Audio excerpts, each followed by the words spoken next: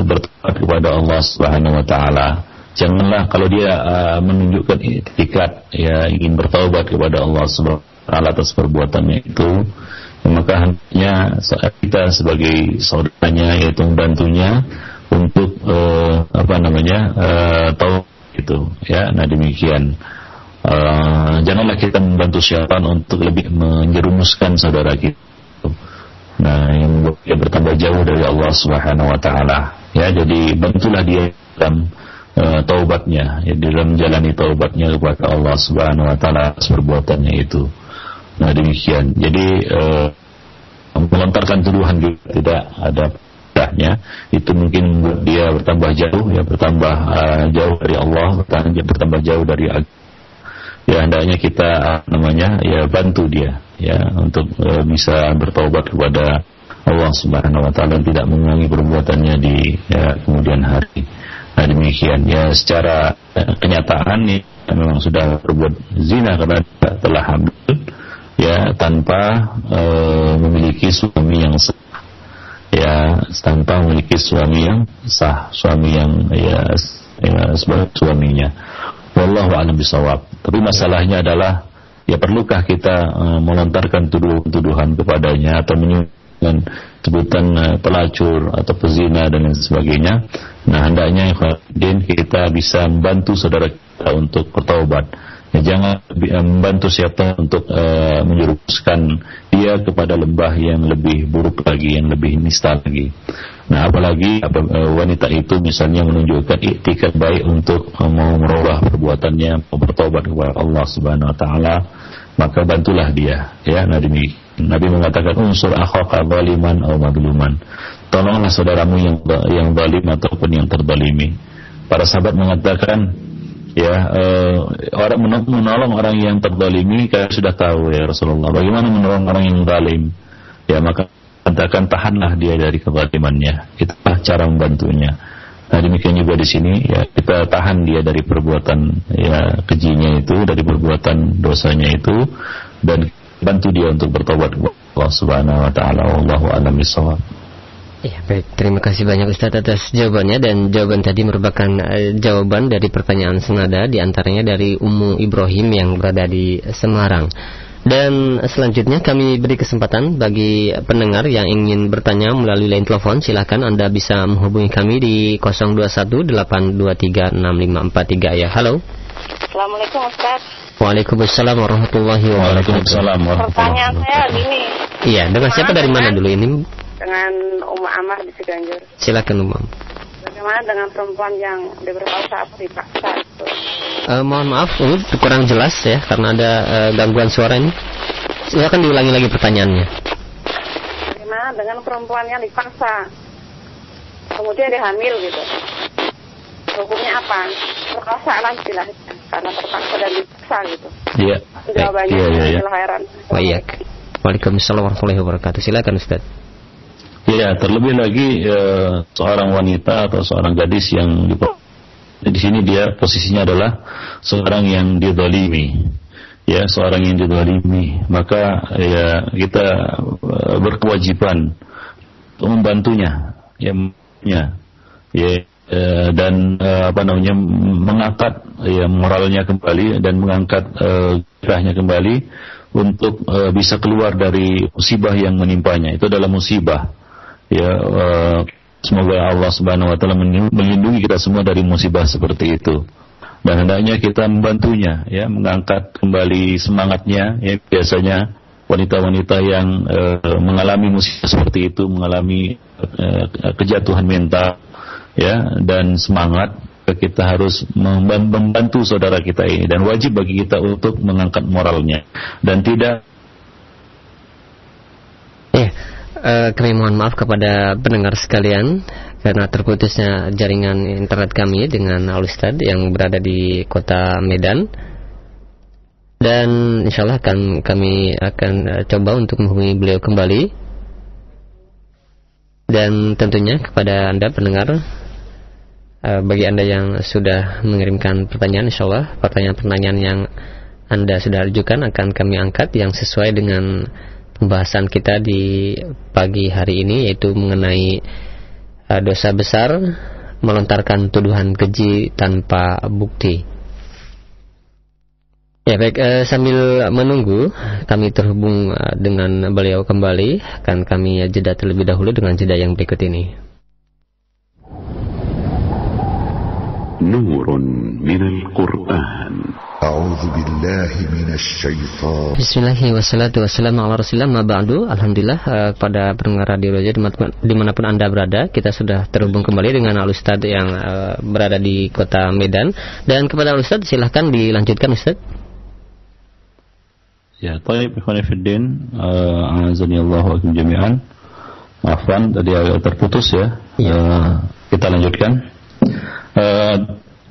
Apalagi atau misalnya ya, seorang yang terkena musibah ini terjadi akibat ya kelalaiannya ya, misalnya dia waktu itu masih membuka aurat ya, belum memakai busana yang syar'i ya, kemudian terjadilah musibah ini atasnya ya, maka janganlah kita ya terus memojokkannya ya, tapi hendaknya kita nasihati dia dan kita arahkan dia untuk mengambil pelajaran dari musibah ataupun pengalaman hidupnya yang berharga itu, karena ini merupakan salah satu tindak kekerasan terhadap wanita ya, untuk kezaliman yang gitu kita harus angkat moralnya untuk kembali ya menjalani hidup dengan baik ya, dan mengarahkannya dan memberikan nasihat kepadanya ya,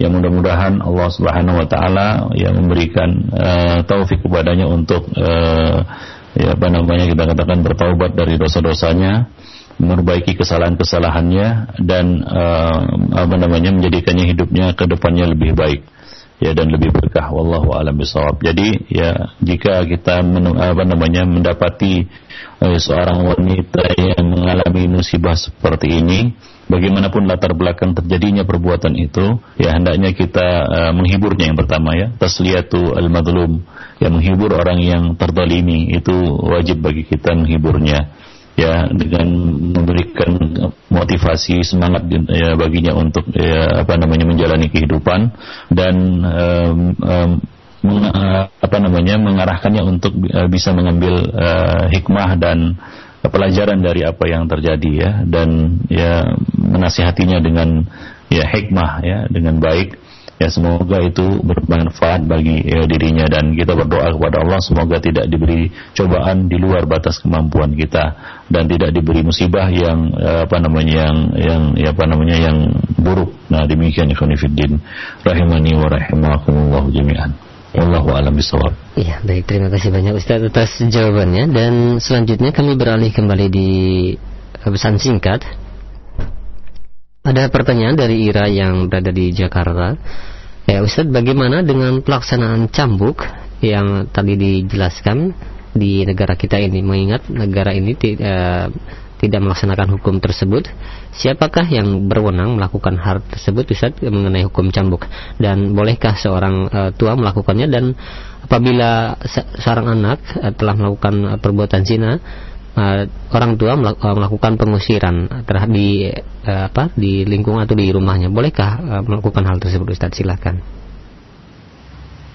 Ya, tentunya hukum hudud itu merupakan hak penguasa ya, waliul amri. Ya, waliul amri lah yang berhak ya, dan satu-satunya yang berhak untuk melaksanakan atau melakukan hukum hudud ini. Ya, mengeksekusi para pelaku kejahatan itu merupakan kewenangan waliul amri ya, rakyat jelata ataupun selain mereka atau selain orang yang ditunjuk oleh mereka itu tidak boleh melakukan ataupun melaksanakan hukum ini ya. Tanfiznya ada di tangan mereka, pelaksanaan hukuman itu ada di tangan mereka. Nah, itu di tangan waliul amri.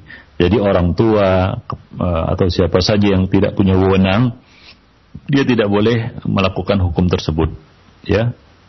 Ya, misalnya kiai, ustadz ya, ulama ataupun orang tua ya, nah itu tidak boleh ya melakukan atau melaksanakan eksekusi hukum ya tersebut. Wallahu a'lam bishawab. Nah demikian. Lalu apa kewajiban orang yang melakukan perbuatan dosa? Ya misalnya dia telah melakukan tuduhan ini, ya dia telah melontarkan tuduhan keji ini kepada seseorang misalnya. Ya dia tahu bahwasanya dia terkena hukum cambuk ini. Lalu apa yang harus dilakukannya? Ya kalaupun dia melapor, dia tidak akan kena hukum seperti itu. Maka kewajibannya adalah dia bertaubat kepada Allah Subhanahu wa taala. Kemudian karena dosa ini berkaitan dengan orang lain, maka dia harus minta halal, minta maaf kepada yang bersangkutan, ya, dan melakukan syarat taubatnya, yang merehabilitasi nama orang yang telah dirusaknya, kehormatan orang yang telah dirusaknya tadi, ya.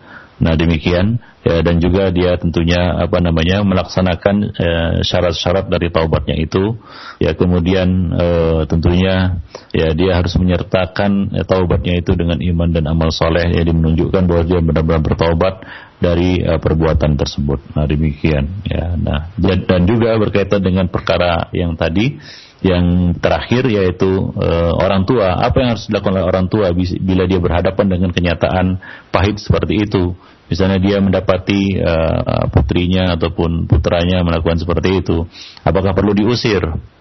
Ya, seperti yang dilakukan oleh sebagian orang tua. Nah, di sini kita melihat sisi maslahat, ya, bagi anak tersebut.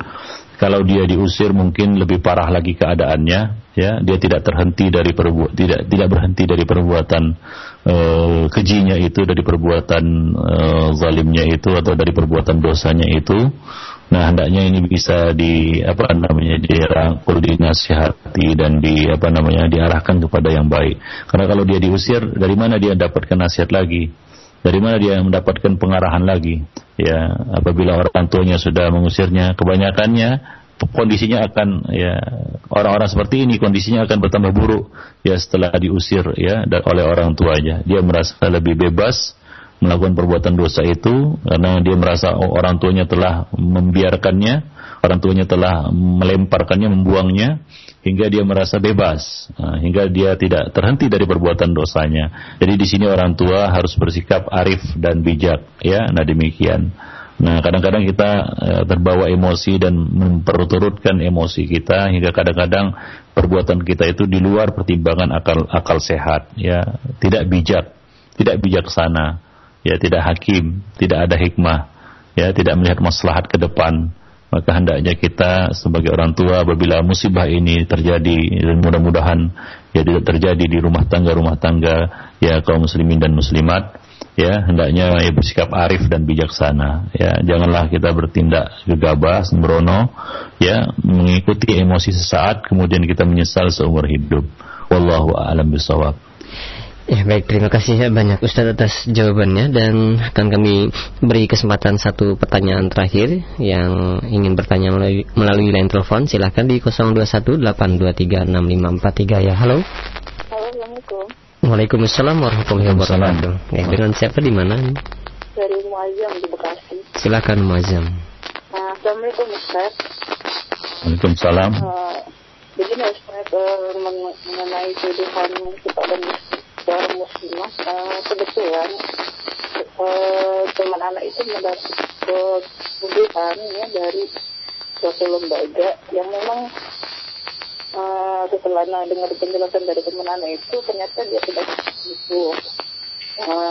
Kemudian apa yang harus kita lakukan, sedangkan anak dengan teman anak itu jauh jadi antara anak dengan dia berbeda jarak, apakah Anda bisa membantu dia gitu untuk membantu menyelesaikan masalahnya? Karena tuduhan itu sangat tidak pantas yang dia dapatkan gitu kalau dibandingkan dengan pekerjaan yang dia kerjakan dengan loyalitas yang begitu tinggi. Baik. Padahal sebenarnya karena yayasan itu sendiri mengakui kesalahannya karena dia tidak tabayun. Tetapi fitnah itu sudah terlanjur terlontarkan dengan tuduhan-tuduhan yang tidak pantas yang diterima sebagai seorang muslimah. Itu aja. Baik. Assalamualaikum warahmatullahi wabarakatuh. Waalaikumsalam warahmatullahi wabarakatuh. Ya, silakan Ustaz. Saya kurang menangkap, kira-kira itu bisa diulangi. Iya, mungkin ada seseorang yang bekerja di satu lembaga, tapi ternyata dia dituduh yang tidak ada buktinya oleh satu lembaga tersebut, Ustaz. Dan si ibu ini ingin membantu namun jaraknya jauh. Jadi apa yang harus dilakukan baik oleh si ibu ini ataupun oleh si wanita tersebut yang telah dituduh? Silahkan. Ya, tentunya ini masuk dalam bab qadhful muhsanat ya. Bila tidak bisa mendatangkan bukti, maka ia masuk dalam bab qadhful muhsanat, menuduh wanita yang baik-baik dengan tuduhan zina tanpa bukti. Bukti adalah 4 saksi. 4 orang saksi dari orang yang diterima persaksiannya. 4 orang saksi dari orang yang diterima persaksiannya. Nah, jika tidak bisa membawakan bukti tersebut, maka masuklah dia dalam bab qadhful muhsanat, menuduh wanita yang baik-baik tanpa menuduh tuduhan dengan tuduhan zina wanita yang baik-baik tanpa bukti. Maka ada konsekuensinya. Nah, dalam hal ini bagaimana bila yang melontarkan itu sebuah lembaga, maka semua orang yang berada di lembaga itu bertanggung jawab sebenarnya ini.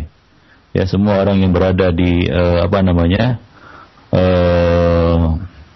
lembaga itu bertanggung jawab, mulai dari kepalanya, dan orang-orang yang berwenanglah di lembaga tersebut. Jadi ini adalah perkara yang berat. Melontarkan tuduhan terhadap seseorang tanpa bukti ini adalah perkara yang berat. Jadi janganlah kita dengan sembrono, dengan mudahnya terlontar itu dari kita atau dari lembaga kita. Nah, bagi lembaga itu bertaubatlah dia kepada Allah Subhanahu wa taala, dan semua orang yang bertanggung jawab di lembaga itu bertaubat kepada Allah Subhanahu wa taala dan minta halal kepada yang bersangkutan.